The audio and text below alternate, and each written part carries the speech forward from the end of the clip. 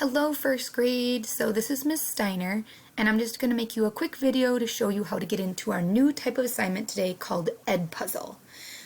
We promise that it is very simple and easy to use and to get into. There's no logins required.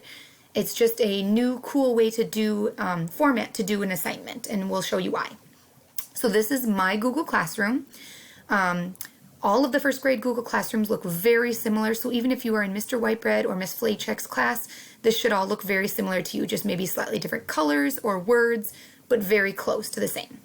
So in our Google Classroom, you're going to go to the Classwork tab, and I'm in student mode because my daughter Violet is in my class, so I'm able to actually show you what it looks like from the student view, logged in as her. You're just going to scroll down to today, which is Tuesday, and there'll be an assignment called EdPuzzle Making Predictions. So you're just going to click on this, and then you're going to click on the link to take you to the assignment. First thing that's going to do is going to take you to this page. It says it's EdPuzzle time, and you're going to click this button, Sign In with Google.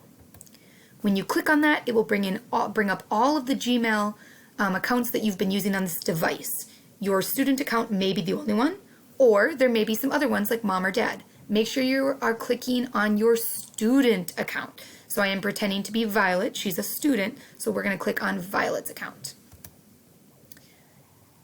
Then it's going to bring you to EdPuzzle, and here is your assignment. So it's a video that you're going to watch, and the cool thing about EdPuzzle is that it will pause in the video, and it will have some questions that will pop up on the right side over here that you'll have to answer in order to continue. This way you're able to keep track if you are understanding the video and the information being presented in it, and as teachers we'll be able to see your answers and make sure that you're understanding as well. You won't be able to fast forward through it at all. You'll have to answer the question before you will be allowed to finish up the video.